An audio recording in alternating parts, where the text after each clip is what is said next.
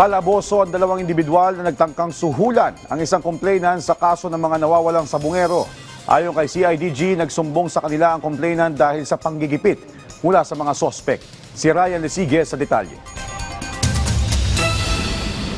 Patong-patong na kaso na ang kinakaharap ngayon ng mag-asawa na inaresto ng PNP-CRDG sa Antipolo, Rizal matapos tangkaing suhulan ng isang pamilya ng missing sabungero. Ayon kay CRDG Acting Director Police Major General Robert Alexander Morico II, 1.5 milyon ang alok na suhol ng mag-asawa para iatras ang kaso na isinampa sa Department of Justice ni Judge Pilarta, kinakasama ni John Claude Inonog. Si Inonog ay isa sa mga sabungerong nawawala noong taong 2002. Other two, conduit po. And they are practically harassing yung complainant natin. Pinupuntahan sa bayan and everything. Lumalabas sa inisyal na investigasyon na kapalit daw ng 1.5 million pesos ang kanyang pananahimik.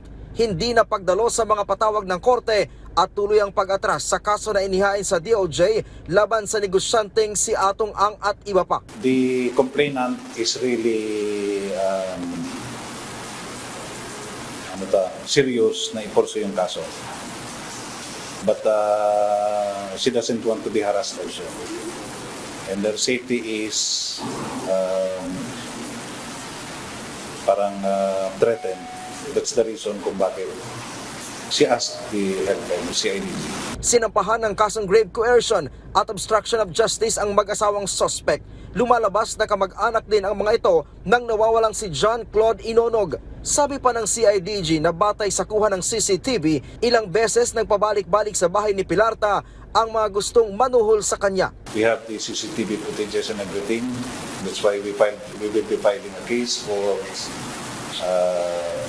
grave coercion under Republic Act 286 of the Revised Penal Code and obstruction of justice under PD 1829. Bukod naman sa dalawang naaresto, tinutugis na rin ng CIDG ang dalawang kasamahan nito na nakatakas.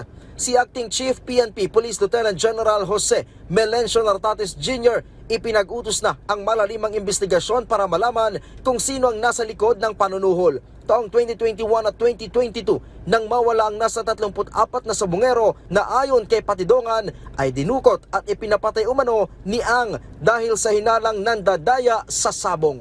Mula dito sa Campo Crame, Ryan Lesiges para sa Pambansang TV sa Bagong Pilipinas.